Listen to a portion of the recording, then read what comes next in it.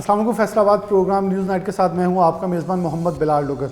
आज का मौजू हमारा है सेनेट इंतखाबात। एक रोज़ बाकी रह गया है। सेनेट इंतखाबात के हवाले से पंजाब तो क्लियर हो चुका है, लेकिन इस वक्त सबसे अहमियत के हामिल जो चीज़ है वो सिर्फ एक है कि इस्लामाबाद की सीट पर क्या मार्का होने वाला है, क्योंकि ये वो वाहिद सीट है जिसमें मेरे फैसलाबाद के मेम्बरान असम्बली ने भी वोट डालना है। एक चीज़ मैं काबिल ज़िक्र ज़रूर तज़किरा करना चाहूँगा कि फैसलाबाद के अंदर वफाकी वज़रा की, गवर्नर पंजाब की आमदो रफ्त बहुत रही। गुज़िश्ता हफ्ते वफाकी वज़रा वोट के लिए भी आते रहे और Faisalabad chamber of commerce and industries में जब आए तो सनतकारों की तरफ से एक सवाल उठाया गया, क्या फैसलाबाद इतना अहमियत का हामिल नहीं था कि हमें सेनेट का टिकट दिया जाता। पाकिस्तान तहरीक इंसाफ की जानिब से, पाकिस्तान तहरीक इंसाफ के अहदेदार अभी हमारे साथ मौजूद नहीं है, लेकिन जैसे ज्वाइन करेंगे उनसे ज़रूर ये क्वेश्चन रखूँगा, क्योंकि कराची से 13 से 14 सीटें हैं, 10 वफाकी वज़रा हैं। हमारे फैसलाबाद डिवीज़न पूरे में भी 12 सीटें हैं और एक वफाकी वज़ीर जो हो गए वो झंग से हैं। फैसलाबाद डिस्ट्रिक्ट के अंदर कोई नहीं और सेनेट इंतखाबात की कोई टिकट फैसलाबाद को नहीं मिल सकी।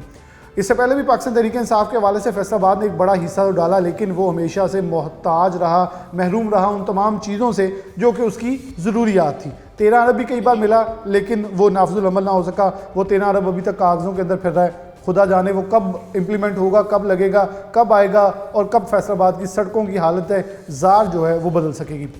अब सेनेट इंतखाबात जो यूसुफ रज़ा गिलानी और ख़ास तौर पर हफीज़ शेख के दरमियान मार्का है, उसके दरमियान बहुत सारी चेमगोइयाँ चल रही हैं। MQM देखें तो अपनी स्टेज लिए खड़े हैं और वो उन्होंने जो गुज़िश्ता 2 रोज़ कबल होने वाला एक ज़ोहराना है असद उमर साहिब की तरफ से कराची के अंदर रखा गया था, अली ज़ैदी भी मौजूद थे, उसमें MQM नहीं गई और माजरत इख्तियार की। उन्होंने कहा हम नहीं जा सकते। उससे पहले नासिर शाह उनको ऑफ़र कर चुके थे। मैं ज़रा थोड़ा सा बैकग्राउंड बता रहा हूँ ताकि इसके बाद मैं मेहमानों की तरफ चलूँगा। और ये सिचुएशन है पंजाब चौधरी परवेज़ इलाही के मार्के के बाद क्लियर हो चुका है। उन्होंने तमाम एक बिठा के मुतफ़िका तौर पर सबको क्लियर कर दिया है। अब सबसे अहमियत जो चीज़ है वो ये है KPK के अंदर 20 जिनमें से 14 MNAs और 6 MPs बिगड़े बैठे हैं। अगर बलूचिस्तान देखें तो एक ही उम्मीदवार था PTI का, वहाँ भी जिरगा पहुँच गया, यानी कि बलूचिस्तान के अंदर इस वक्त कोई सेनेट का उम्मीदवार ही हुकूमती जमात का नहीं रह गया। ये सिनेरियो है। अब मैं मेहमानों का तारुफ करवा दूँ। मेरे दाएं जाने मौजूद हैं नूरनिसा मलिक साहिबा जो कि साबिक MPA हैं पाकिस्तान पीपल्स पार्टी की जानिब से, और मेरे बाएं जाने मौजूद हैं डॉक्टर नजमा अफजल जो कि साबिक MPA हैं पाकिस्तान मुस्लिम लीग नून की जानिब से, और अभी हमें ज्वाइन करेंगी डॉक्टर मैडम फिरदौस राय साहिबा जो कि MPA हैं सिटिंग पाकिस्तान तहरीक इंसाफ की जानिब से। बिलाशुबा ये इत्फाक है कि ख़वातीन हमारे पास जमा होगी, क्योंकि जितने भी मेम्बरान असम्बली इस वक्त मेल थे वो इस वक्त असम्बली का सेशन चल रहा है वहाँ मौजूद थे, क्योंकि अब ये कह सकते हैं कि मेम्बरान असम्बली को कैद करके रखा हुआ है वहाँ ताकि वोट कहीं आगे पीछे ना हो जाए। क्योंकि मुझे याद है कि हुकूमती जमात के MNA ने एक दावत पे मुझे कहा कि जो वोट नहीं डालना चाहेगा वो ज़ाती मसरूफियात की माजूरी इख्तियार करेगा। कौन माजूरी इख्तियार करेगा ये तो 2 दिन के बाद फैसला हो जाना है। कौन कहाँ नहीं जाता, कौन वोट डालने नहीं जाता, कौन कहाँ खड़ा है, ये सब कुछ होगा। मैडम नूरनिसा मलिक साहिबा के पास माइक है, इनसे बात का आगाज़ करता हूँ। मैडम बहुत शुक्रिया वक्त देने के लिए। कैसे समझती है यूसुफ रज़ा गिलानी की इस वक्त पोजीशन कितनी क्लियर है, क्योंकि हर शख्स, हर सियासी बसारत रखने वाला शख्स ये कह रहा है कि जैसे यूसुफ रज़ा गिलानी का इलेक्शन होता है अगर वो जीत जाते हैं, ये PDM का एक इनडायरेक्ट अदम इत्माद का प्लान है। अगर वो हो जाता है तो कोई वक़्त नहीं रहेगी पाकिस्तान तहरीक इंसाफ की गवर्नमेंट की। आप इसे कैसे देखती हैं? जी बिस्मिल्लाहिर्रहमानिर्रहीम। बहुत शुक्रिया बिलाल, आपने आज टाइम दिया, हम लेडीज़ को यहाँ पे बुलाया। तो सबसे पहले जो ये सेनेट का इलेक्शन है, मैं इसके बारे में सबसे पहले तो ये कहूँगी कि ये जमहूरी क़ुव्वतों और गैर जमहूरी क़ुव्वतों के दरमियान में एक मार्का है और 2 दिन रह गया, और इंशाल्लाह आप देखिएगा कि यूसुफ रज़ा गिलानी साहब जो कि PDM के मुश्तरका उम्मीदवार हैं और हम बहुत पुरुम्मीद हैं कि इंशाल्लाह फ़तह होगी, क्योंकि हम PDM वाली जो तमाम पार्टी तो उनको सपोर्ट कर रही हैं और उनके साथ खड़ी हैं, मगर इनके PTI वाले भी काफ़ी अलाइज और इनके अपने मेंबरान जो इनकी ये 3 साल दौरे हुकूमत में इनकी इग्नोरेंस करने की वजह से, इनको कोई फंडिंग ना देने की वजह से, और उनको आपने भी देखा होगा कि बहुत से जो प्राइम मिनिस्टर साहब ने भी सेशन किए हैं MPs के या अपने यानी पार्टीज़ के, उनमें बहुत से MPs इवन कि इनके बहुत ख़ास जो मिनिस्टर्स तक थे वो भी अटेंड नहीं किए। वो सिर्फ इन्हीं की यही पॉलिसीज़ की वजह से थे कि ये जब ज़रूरत पड़ती है तब तो ये गधे को भी बाप बना लेते हैं और जब मतलब निकल जाता है तो फिर ना अपने लोगों को पूछते हैं। और अपोजिशन की तो खैर आपको भी पता है कि जो 3 साल दौरे हुकूमत है किस तरह इन्होंने नैब को अपना आला कार बनाया और केसेस यानी जो लोग इनके साथ नहीं चलते, इनके आगे नहीं सरेंडर करते, इनके यानी इनके ख़िलाफ़ अपना पूरी मौक़िफ़ रखते हैं, उनको ये दबाने की कोशिश करते हैं। आप देख लें तमाम अपोजिशन पार्टी नून लीग के लीडर्स को देख लें कि पिछले कई महीनों से वो मुसलसल पेशियाँ भुगत रही हैं। इसी तरह हमारी पीपल्स पार्टी की जो पार्टी है उसके भी मेन जो लीडर्स हैं वो इस टाइम इनकी कस्टडी में हैं और जो बाकी हमारी लीडरशिप है वो पेशियाँ भुगत रही हैं। हमें इससे कोई मसला नहीं है कि ये हमारे ख़िलाफ़ क्या केसेस बनाते हैं क्या नहीं बनाते। हमारा मौक़िफ़ पहले दिन से ये था, तमाम अब PDM की पार्टीज़ का भी है कि नैब इनका आला कार क्यों है। अगर केसेस बनाने हैं, अगर ये हमें तो लहरा लहरा के प्राइम मिनिस्टर साहब कहते हैं कि मैं किसी को NRO नहीं दूंगा, मैं किसी को नहीं छोड़ूंगा, तो ये NRO को हमें डिफ़ाइन तो करें क्या कहते हैं। अपने लोगों को ये मसलसल अब तो नैब को वैसे डिफाइन करना पड़ेगा क्योंकि अब तो नोटिस हुकूमती जमात की तरफ रुख मोड़ लिया है। 2-3 दिन से सारे नोटिस उधर जा रहे हैं, अब इधर की बजाय उधर तरीक़ें पढ़ना शुरू हो गई हैं। इससे क्या कोई सिनेरियो बदल जाए, नैब भी रुख बदल रहा है अपना कि हुकूमत कमज़ोर हो रही है तो हम भी अपना थोड़ा तेवर बदल लें, ये ना हो आते अपोजिशन फिर हमें लताड़ना शुरू कर दें।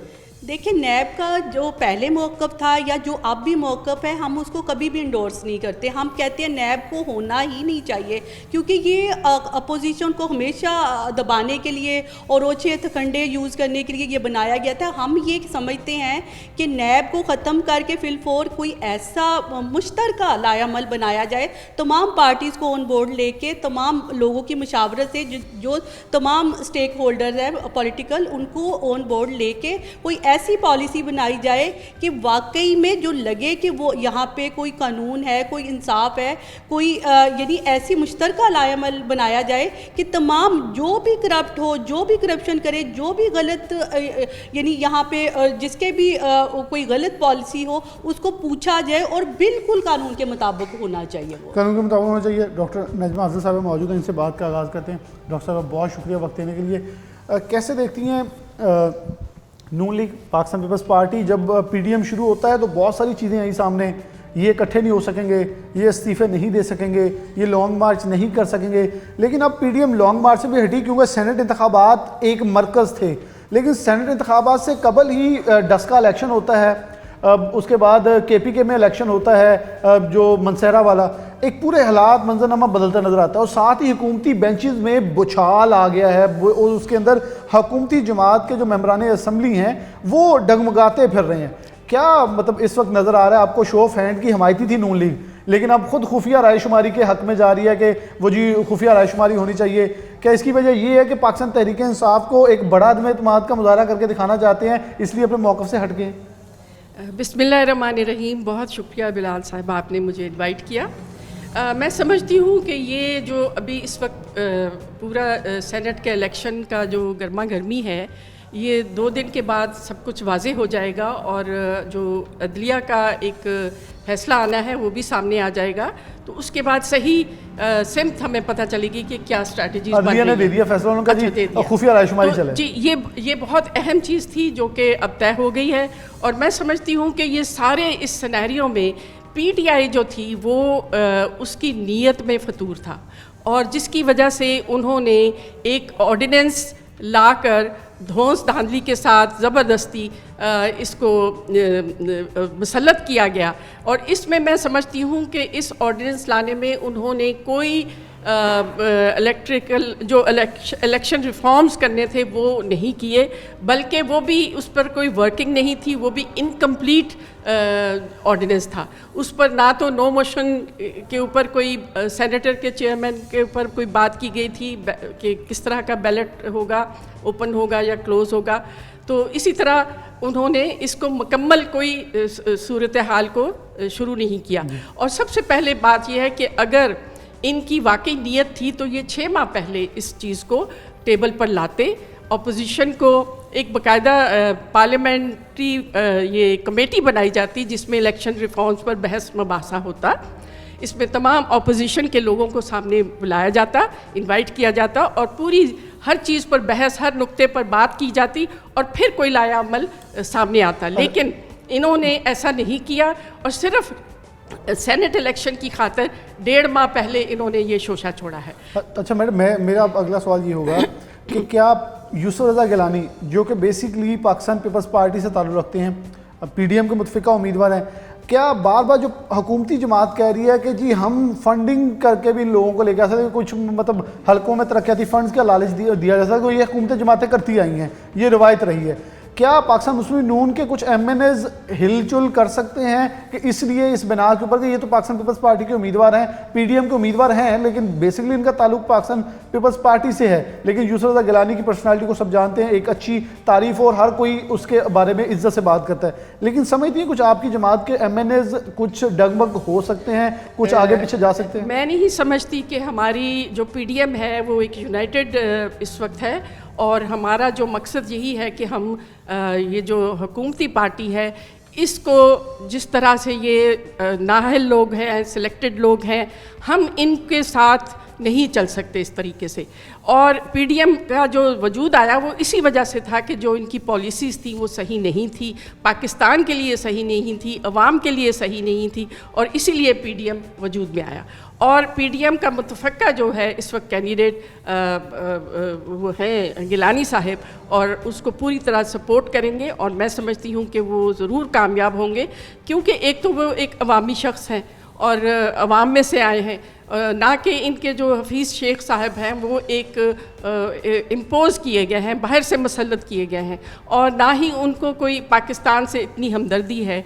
पाकिस्तान के लोगों के साथ उनका कोई रिलीफ देने का कोई प्रोग्राम नहीं है, वो आईएमएफ के साथ जकड़े हुए हैं, आईएमएफ के ही कैंडिडेट समझा जाता है उनको। अच्छा, ये बड़ा एक अलामी एक जुमला बोला जाता है, आईएमएफ के उम्मीदवार हैं हफीज़ शेख साहब, ये बल्कि मेरे जहन में एक सवाल आ रहा था कि पाकिस्तान तहरीक इंसाफ के जो भी हमें नुमाइंदा ज्वाइन करेंगे हम उनसे ये क्वेश्चन ज़रूर करेंगे, इनको आईएमएफ का उम्मीदवार क्यों कहा जाता है। और एक चीज़ क्लियर कर देनी चाहिए कि जो यूसुफ रज़ा गिलानी हैं उन्होंने मरीम नवाज़ से होने वाली जो मुलाकात है उसके अंदर ये कैटेगोरिकली सामने रखा है कि हम आप 12 एमएनएज़ पाकिस्तान तहरीक इंसाफ के टिकट नून लीग की कंफर्मेशन चाह रहे हैं और ये एक बहुत बड़ी एक मैं कहता हूँ तब्दीली होगी कि 12 एमएनएज़ का इधर आना और फिर एकदम से पाकिस्तान तहरीक इंसाफ का भी 20 रुपये फ़ी लीटर तक पेट्रोलियम मसनूआत की कीमतों को वापस ले लेना कि हम इजाफा नहीं करेंगे। इससे पहले भी कुछ 7 से 10 रुपये इजाफा वो भी वापस ले लिया गया, नहीं किया गया, यानी कि इस 1.5 माह के अंदर 15 से 20 दिन के अंदर कोई इजाफा रिकॉर्ड नहीं किया गया। तो अब देखना ये होगा पाकिस्तान तहरीक इंसाफ क्या वेल प्रिपेयर्ड हो चुकी है या उन्हें वो खतरा है, क्योंकि जैसे ये खतरे के बाद झड़ते हैं एकदम से कीमतें इजाफा हो जाती हैं। लेकिन जैसे पहले भी पीडीएम ने एकदम से जब अपना पूरा रोब दबाया था गुजरांवाला जलसे से पहले, उससे पहले भी ये रिवाइज हो गई थी पेट्रोल की कीमतें और वापस हो गई थी और रुक गई थी, लेकिन जैसे हटा साथ ही 25 रुपये का जंप फिर लगा था। और ये चीज़ें देखनी होंगी कि आवाम को राज़ी करने के लिए अब पाकिस्तान तहरीक इंसाफ हकीकी तौर पर कुछ करना चाह रही है या सिर्फ दिखावा चल रहा है। छोटी सी ब्रेक, दोबारा हाजिर होते हैं।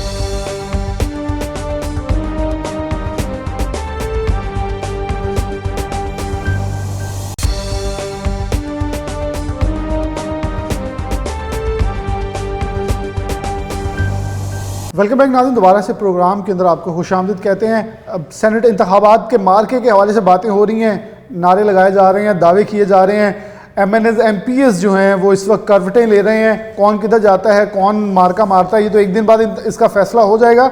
लेकिन यूसुफ रज़ा गिलानी की हवाले से सियासी दर्जा हरारत जो है वो एकदम से ऊपर गया है। पीडीएम के इत्तेहाद ने हुकूमती सफ़ों के अंदर एक बार बुछाल पैदा कर दिया है कि कौन कहाँ खड़ा है, कौन क्या करता है। हमारे साथ डॉक्टर नजमा साहब मौजूद थी, वो कुछ कहना चाह रही थी आईएमएफ के हवाले से, तो एक वो टैग लाइन लगा रही हैं हफीज़ शेख के ऊपर, ये आईएमएफ के उम्मीदवार हैं। लेकिन मैडम देखें, वो कहते हैं वो लाइक भी बहुत है आईएमएफ, अगर टैग लाइन आप लगाते हैं बिलाशुबा गिलानी साहब की अपनी पोजीशन है, लेकिन हफीज़ शेख साहब को भी आप कहीं पॉइंट स्कोरिंग में नीचे नहीं कर सकते। देखिए, हमें एक अवामी बंदा चाहिए जो कि अवाम का सोचे। ऐसा बंदा नहीं चाहिए जो आईएमएफ के शिकंजे में जकड़ा हुआ हो और उसके ऑर्डर पर चलता हो। तो जो डिक्टेशन लेते हैं आईएमएफ की, तो वो हमें मंजूर नहीं है और अवाम को भी मंजूर नहीं है, क्योंकि अवाम को इससे कोई रिलीफ नहीं मिल रहा। आप देख रहे हैं कि आए दिन पेट्रोल की कीमतें बढ़ रही हैं। जो टेम्परेरीली इन्होंने रोका है वो सेनेट इलेक्शन में थोड़ा बहुत झांसा देने के लिए। मैडम ये देखिए ना, पाकिस्तान तहरीक इंसाफ के पास अगर कोई वफाकी वज़ीर ख़जाना नहीं बन पा रहा, उन्होंने तो मरहूम राना अफजल साहब को भी ऑफ़र दी थी, मुझे अभी भी याद है। तो राना साहब ने कहा था नहीं, असद उमर साहब कह रहे थे आ जाएं आप हमारे पास, आपकी बड़ी कदर की जाएगी और आप इसके कॉम्पिटेंट हैं। लेकिन देखिए ना, अब उनके पास हफीज शेख हैं, इसको इतना तो इंडोर्स कर रहे हैं कि अच्छे बंदे पार्टी से पास कम है, तो अब उनको आगे तो लेके आना पड़ेगा। बशीर के बजाय अगर वजारत का दर्जा देना है तो फिर आकर इलेक्शन तो नहीं जितवाना पड़ेगा। देखिए हमें यहाँ इस हुकूमत में चाहिए कि हमें अवामी शख्स चाहिए, ना कि ऊपर से मुसल्लत किया हुआ शख्स। तो जो अवाम का दर्द ना समझता हो वो कैसे अवाम के रिलीफ के लिए कोई पैकेज लाएगा। वो तो IMF के शिकंजे में जकड़े हुए हैं। IMF का जो डिक्टेशन होता है वो उसको उस पर अमल दरामद करते हैं। वो कहता है पेट्रोल की कीमत बढ़ा दो, वो बढ़ा देते हैं। वो कहते हैं तनख्वाहों में इजाफा ना करो, वो कर देते। तो ऐसा बंदा हमें नहीं चाहिए और अवाम अब बिल्कुल नहीं चाहते इस हुकूमत को, वो मुस्तरद कर चुके हैं। इसका नज़ारा आपने इस ज़मनी इलेक्शन में देख लिया। चारों सूबों में ये PTI चारों शानें चित गिरी और जिस तरह लोगों ने देखा कि किस तरह झल्लू फेरने की कोशिश की गई वो उनकी नाकाम हो गई कि अवाम अब जाग उठे हैं, अवाम अपनी वोट का पहरा अब खुद देंगे। और ये आपको साबित हो गया कि किस तरह से डस्का इलेक्शन को, और ये कोर्ट में गए हुए हैं कि डस्क, और उनको प्रोटेक्ट कर रहे हैं कि जिन्होंने जो प्रेजाइडिंग ऑफिसर्स गायब हुए हैं उनको प्रोटेक्ट कर रहे हैं। तो वो तो मुजरिम है, उनको तो सजाएं होनी चाहिए। मैडम हम पहले बात करते हैं ना, माइक आगे दे दें मैडम फिरदौस राय। मैं अब बात आपके पास वापस आऊँगा क्योंकि डस्का इलेक्शन की जब जिक्र करेंगे तो मैडम फिरदौस राय को मैं इसलिए नहीं भूल सकता क्योंकि ये वहाँ से ज़ख्मी होकर आई थी। जब फायरिंग हुई है तो ये और डॉक्टर नौशीन जो थी ये भागी थी, तो इन्हें चोटें लगी थी गिरने की वजह से, क्योंकि वहाँ हलचल मचने की वजह से। तो ये बेहतर हमें बता भी सकेंगी। लेकिन हम सेनेट इंतखाबात पे मैडम वो ज़रा बात साइड पे रखिएगा अभी डस्के वाली। सेनेट इंतखाबात में पाकिस्तान तहरीक इंसाफ इतनी ज़्यादा कमज़ोर क्यों दिखाई देने लगी है एकदम से? 12 MNAs की बातें फरजा गिलानी कर रहे हैं, MQM आपसे हट के बैठी हुई है।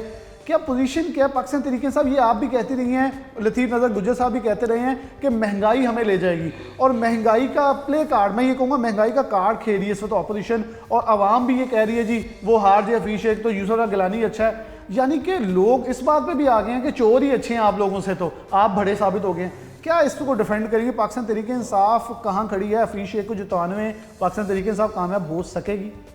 बहुत शुक्रिया बिलाल, आपने बड़ी तमहीद बांधी है। मैं समझती हूँ कि ये बहुत वक्त से पहले, 2 दिन पहले आप ये बातें कर रहे हैं। मेरे हिसाब में ये बिल्कुल आप जो भी बातें कर रहे हैं इसकी कोई सदाकत नहीं।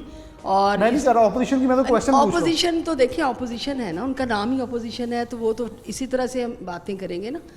बातें इस तरह से हैं कि जैसे अब हमारी मरियम नवाज साहिबा हैं, वो जिस तरह से इलेक्शन के अंदर अपने आप को पेश कर रही हैं, मेरा ख्याल है कि उनको वो बताती ही हैं कि मेरे से ज़्यादा दर्द किसी को नहीं। उनके अंदर मैं समझती हूँ कि जो वो सोने का नवाला लेके बाहर निकली हैं, उनको किसी एक गली या मोहल्ले का पता नहीं होगा। वो लैंड क्रूज़र से कम किसी गाड़ी में बैठी नहीं होंगी। उसके साथ साथ उनका जो स्टाइल है, लाइफ स्टाइल, वो एक किसी गली मोहल्ले में आप जाके देखें, मैंने डस्के की गलियाँ देखी हैं और उनके जो उबलते हुए गटर हैं वो मैंने देखे हैं। वो आज नहीं थे कि 2.5 साल का आप बात कर देंगे और कह देंगे कि जी ये इस तरह से नहीं होगा, ये मजाक नहीं है। अब उन महलों को जब मैंने जाके देखा तो मुझे अफसोस हुआ कि वो शख्स जो वहाँ पे 14 साल से हुकूमत कर रहा था, NA का वो वहाँ पे वो था, उस 9 साल भी कोई थोड़े नहीं, 14 नहीं तो 9 साल कोई थोड़े नहीं होते। और उसकी जो रेपुटेशन थी वहाँ, वो भी काबिले अफसोस थी। मैं समझती हूँ कि वो तमाम चीज़ें जो ये आप बात करें, मैं उसका जवाब देना चाह रही हूँ कि आप ये चीज़ों को फैक्ट अपनी नज़र में रखें। अवाम बिल्कुल हमारे साथ खड़ी है। कल की बात मैं आपको बताती हूँ कि मैं बाज़ार गई और वहाँ पे तंजिया या मजाक में समझ लें, एक शॉपकीपर ने बात की कि दी तब्दीली आ गई है। खुदा जानता है 10 औरतें वहाँ बैठी, मैं हल्फन आपको बता रही हूँ, हल्फन 10 औरतें वहाँ उस बंदे के गले पड़ गई कि आप ये कैसे कह सकते हैं? आप अपनी गली तो ठीक करें, आप अपना मोहल्ला तो ठीक करें, आप खुद तो सोचें।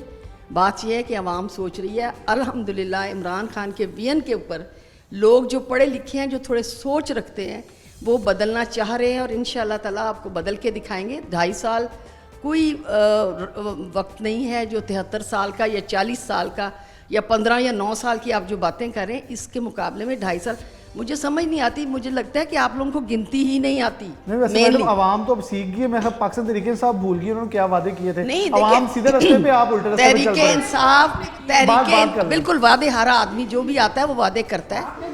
हमने, आप कैसे कह सकती झूठे वादे, आप कह नहीं सकती। अभी टाइम नहीं हुआ, वक्त से पहले बोलना, वक्त से पहले बोलना इंतहाई हमाकत है। अभी टाइम है हमारे पास, इंशाल्लाह ताला। आज 2 साल हों या आपके 9 साल और हमारे 2 साल भी, आप मतलब मुझे समझ नहीं आती। आप तो माशाल्लाह एक पढ़ी लिखी औरत हैं, आप तो चीज़ों को समझना चाहिए। आप ऐसे बैठ के बात करती हैं जैसे जो अनपढ़ बंदा बात एक करता क्वेश्चन है। मेरा, एक क्वेश्चन ले ले। अगर आप लोग पाकिस्तान तरीके साहब इस वक्त बिल्कुल सुकून में हैं, फिर राजा रियाज साहब, नवाब शेर वसीर साहब, शेख खुरम साहब, इनके घरों में किस चीज़ के चक्कर लग रहे हैं? आकर क्यों बड़ी बड़ी अपने एमएनओ का घर वफाकी वज़रा क्यों आ रहे हैं? क्या बिलाल, आप खतरा कैसे है? कह सकते हैं? देखिए कल शादी थी, परसों खुरम की, कुछ लोग नहीं आ सके। आप ये कैसे कह सकते हैं राजा रियाज के ऊपर? आप इस तरह से ब्लेम नहीं लगा, आप ऐसा ब्लेम नहीं लगा सकते। ज़मीनी इंतखाब हमने हारना था, उनका हमारे चैनल पे उनका इंटरव्यू पड़ा। मसला कोई छोटा मोटे वो जो मसाइल थे वो हल हो जाएंगे। हर बंदे की अपनी सोच है, और मैं समझती हूँ कि जिस तरह से हमारे राजा रियाज साहब ने काम किए हैं, और पीछे भी आप सबको पता है, अगर कोई सी चीज़ पे उनको नाराज़गी है तो ऐसी कोई बात नहीं, नाराज़ भी इंसान होते हैं। और मेरा नहीं ख्याल कि वो हमारे साथ नहीं चलेंगे, वो हमारे साथ चलेंगे और बड़ी खुशी के साथ चल रहे हैं। ये सब खाम ख्यालियाँ। इंशाल्लाह 3 तारीख को आप देखिएगा कि मार्का जो होगा इंशाल्लाह ताला हमारी हुकूमत का होगा, और हम बेहतरीन तरीके से अपने आप को पेश करेंगे। देखिए जब महंगाई होती है, टमाटर 200 का होता है तो आप रोज़ बोलते हैं, आज 20 रुपये किलो है, आज 100 रुपये के वो 5-5 किलो उठा के ला रहे हैं। आप भी चले ना मेरे साथ बाजार, अभी बाजार चले, ठीक है। मेनली चीज़ें हैं, हमारा मुल्क मसाइल में होता है, वो कोई तरक्की पजीर मुल्क है, इसमें अप एंड डाउन्स आते रहते हैं। हम सबको मिल के करना है। हमारे घरों में अब ये कोरोना का जो मसला है, इससे आप देखिए हज़ारों लोग जो हैं इस वक्त प्रॉब्लम्स में हैं। उसकी क्या वजह है? उसकी वजह ये नहीं है, ये अल्लाह ताला की तरफ से आई हैं चीज़ें। कुछ चीज़ें इंसान की बनाई हुई हैं, कुछ चीज़ें, अब ये कोरोना जो है वो हमारी हुकूमत में आना था, तो ये भी तो एक अल्लाह की तरफ से है ना।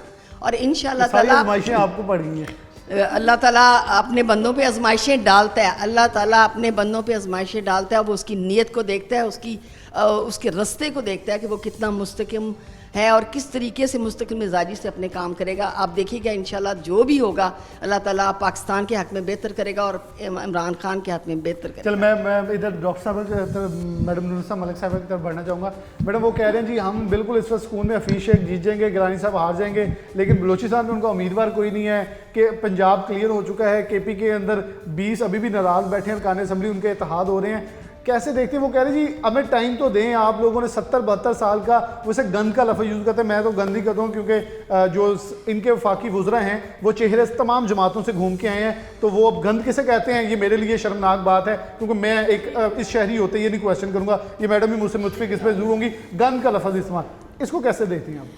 जी सबसे पहले तो मैं ये कहूँगी कि अभी जो बात हो रही है कि अभी मेरी बहन ने भी बात की कि डस्का के क्या हालात थे, गटरों का ये हाल था। अभी जो बात ये गली मोहल्लों की सियासत से ऊपर चली गई है। अभी बात आ गई है पाकिस्तान के अदारों की सालमियत की। अभी आप देखिए अगर PIA के ये हालात हैं, स्टील मिल के ये हालात है, हज़ारों की तादाद में लोग बेरोज़गार हो रहे हैं, गुर्बत की चक्की में पिस रहे हैं। और सबसे बड़ी बात है बेअमन व ईमान यानी अमान इतनी ज़्यादा बढ़ चुकी है कि किसी को ये पता नहीं कि वो यानी उसकी सेफ्टी का यानी क्या तरीक़ाकार है, वो किसके पास जाएगा। अभी डस्का के हालात के डस्का के इलेक्शन की बात हुई, आप देखें कि डस्का के इलेक्शन ने PTI की हुकूमत को जितनी बुरी तरह एक्सपोज किया है कि शायद ही मैं कहती हूँ कि हर हुकूमत में यदि किसी न किसी लेवल पे रिगिंग होती है और इलेक्शन में वो रिज़ल्ट में चेंज करने की कोशिश भी की जाती है, मगर इतनी यानी जिसको कहते हैं ना बग़ैर सोचे समझे और बग़ैर किसी हिकमत अमली के इस तरह की प्लानिंग मैंने आज तक नहीं देखी कि जिसने डस्का में PTI की हुकूमत को एक्सपोज ब्रेक के बाद हम वापस आएंगे। उनका कहना था कि आवाम के हवाले से अगर बातें पाकिस्तान तरीके से आप करिए यकीनी तौर पर सवालात उठेंगे और सवालात उठ रहे भी हैं। एक छोटी सी ब्रेक लेते हैं, दोबारा हाजिर होते हैं।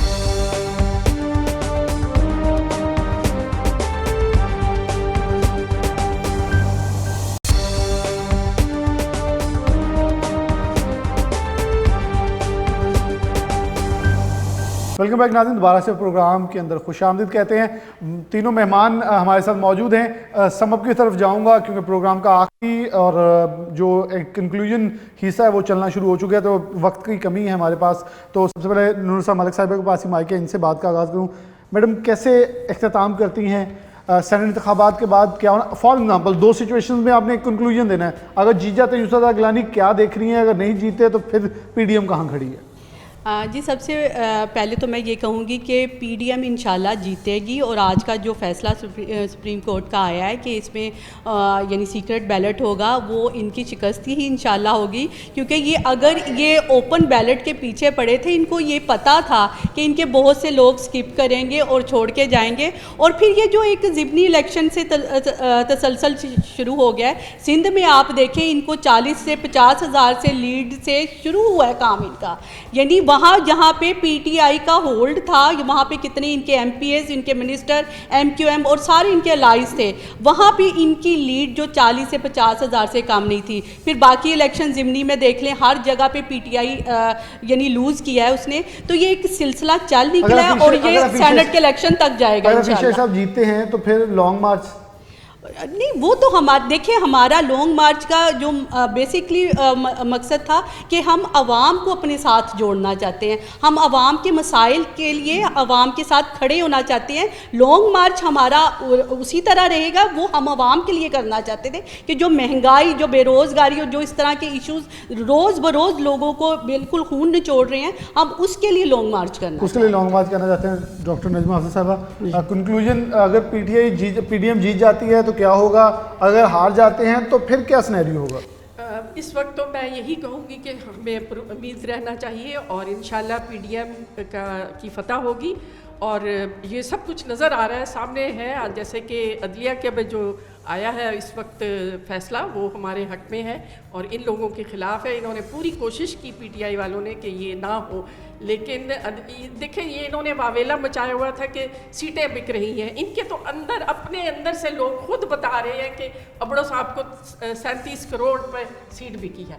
ये तो खुद अपनी सफ़ों में पहले दुरुस्ती लाए ना। इनके बिकाऊ माल तो खुद इनके अपने लोग हैं। बिल्कुल, ये बिल्कुल वावेला है और इसके सिवा कुछ नहीं था। और ये सिर्फ अपने हक़ में, ये अपनी जो मर्ज़ी से कुछ करना चाह रहे थे वो नहीं हो सका। और अब इंशाल्लाह मैं समझती हूँ कि PDM को कामयाबी होगी और ये अवाम जो है इनको बिल्कुल मुस्तरद कर चुके हैं। और ये हमारा जो कैंडिडेट अगर जीता है तो ये फिर एक रेफरेंडम है, बल्कि एक हमारा इत्मीनान है अवाम का हमारे PDM के। मैडम को दीजिएगा माइक।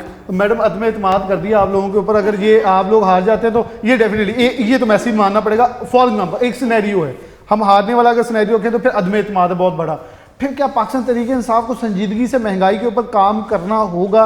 कंक्लूजन चाहिए अब हमें। देखिए बिलाल, मफरूज़ों पे बात आप मान लेती हैं बातें? नहीं, मैं बिल्कुल मानती हूँ, लेकिन मैं मफरूज़े भी नहीं मानती। कुछ फैक्ट्स होते हैं जिन्हें हमें हर तरह से कबूल करने होते हैं। बड़ी बात तो ये है कि हमने बिल्कुल कहा कि ओपन बैलेट होने चाहिए, बिल्कुल कहा। उसकी भी वजह यही है कि हमारी करप्ट हुकूमतें जो भी पीछे भी गई, जिन्होंने एक प्रैक्टिस की हर हुकूमत कहती है, हर हुकूमत बिल्कुल, मैं भी मान रही हूँ कि 73 साल से या पीछे जो तरीकाकार था वो गलत है। उसमें देखिए, हम इमरान खान जो आए हैं, हम किस लिए, हम सिस्टम को बदलने के लिए आए थे। वो देखिए, आज आप बार बार कह रही हैं अदालत ने राय दी है। इमरान खान ने एक हमारा रेफरेंस गया था और उसके ऊपर अदालत को कहा था कि आप अपनी राय दें।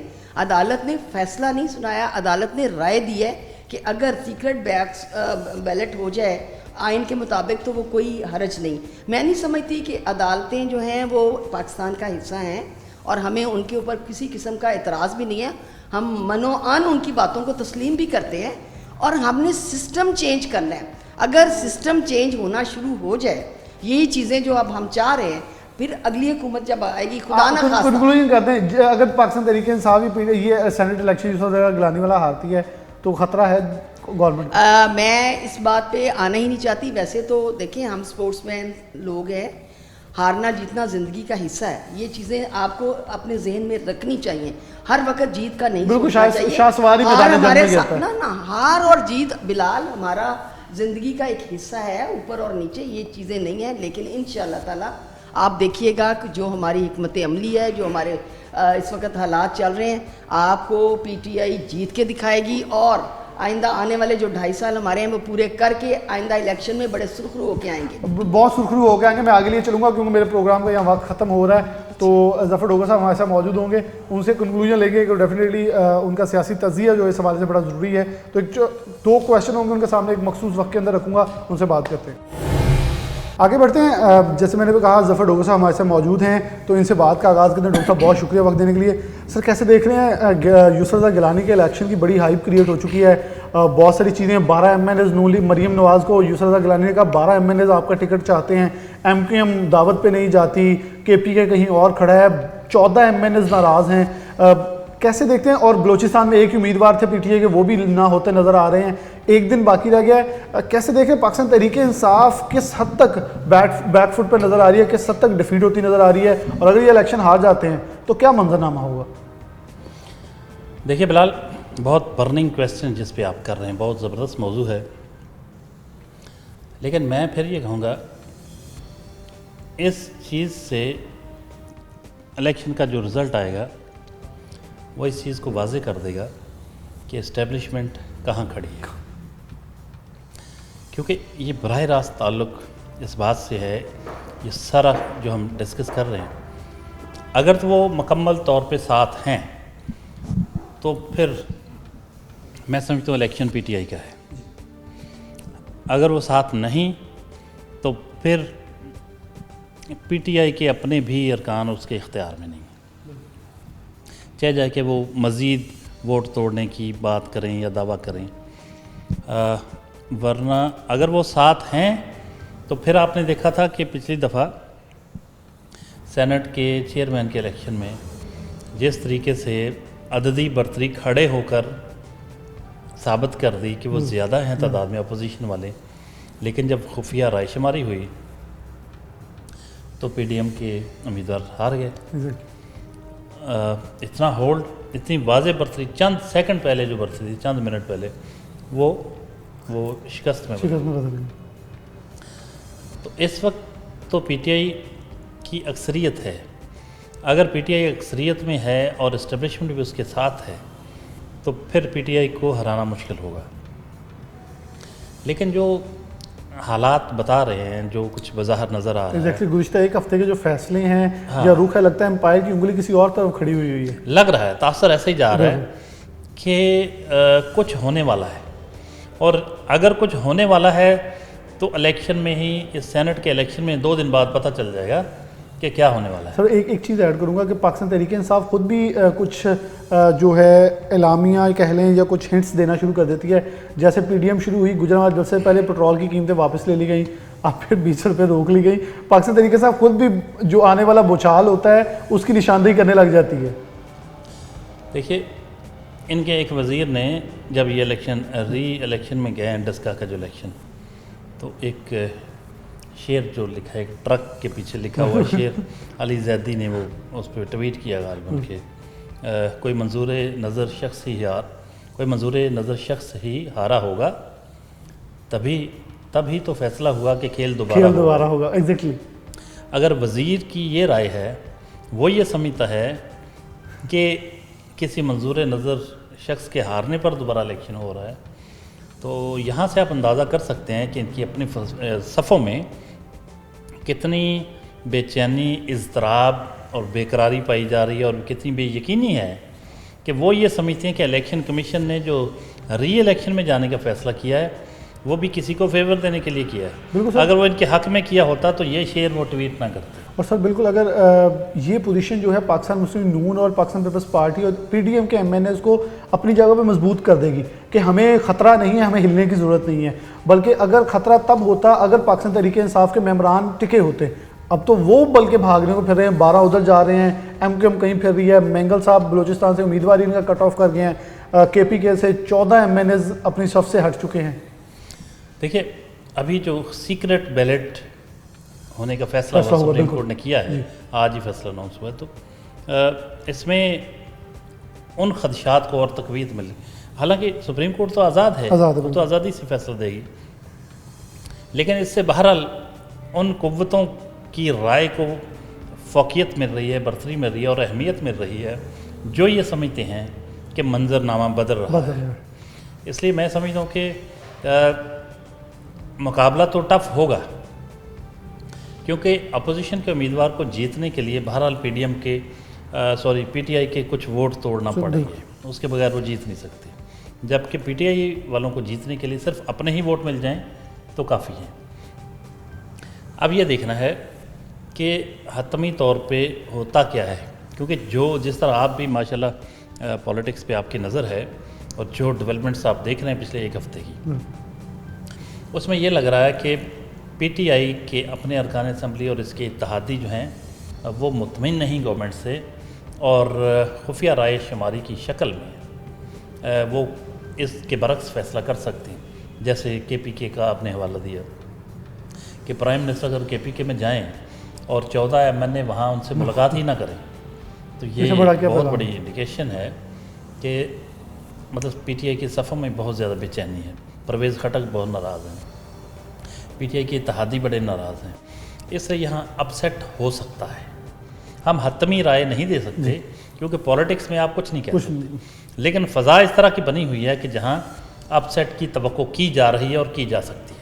बहुत शुक्रिया ज़फ़र डोगर साहब हमारे साथ मौजूद थे। अपसेट की तवक्का जो है, जो उम्मीद जो है वो नज़र आ रही है आगे जो इस वक्त सिनेरियो चल रहा है, क्योंकि पाकिस्तान तहरीक इंसाफ के अपने मेंबरान असम्बली जो हैं इसकी निशानदही बारहा कर रहे हैं, क्योंकि अपने ही एमएनओ के घर अपने ही वफाकी वज़ीर आके मनाते रहे, तो ये यकीनन तौर पर एक सवाल निशान तो होगा। और ये हमारे फैसलाबाद के 3 मेंबरान असम्बली के घरों के चक्करों ने काफ़ी हद तक इस चीज़ को भी तकवीत बख्शी कि फैसलाबाद में भी हलचल लगता है अपने अरूज के ऊपर है, और वो एमएनए महाफिल में बैठ के ये बातें भी करते रहे कि ऐसा होने वाला है, ऐसा कुछ हो सकता है, या शायद गैर हाज़िरी भी लग सकती है कोई ज़ाती मसरूफियात या ज़ाती मजदूरी की वजह से। अब ये आने वाला 1 दिन के बाद फैसला बताएगा कि सेनेट इंतखाबात के लिए पार्टीज़ कहाँ खड़ी है। अगर ये हो जाता है तो यकीनन तौर पर एक बहुत बड़े चेंज का प्रोग्राम फिर करेंगे और देखेंगे वो आने वाला चेंज क्या हो सकता है। इसी के साथ प्रोग्राम न्यूज़ नेट से इजाज़त दीजिए। अल्लाह हाफ़िज़।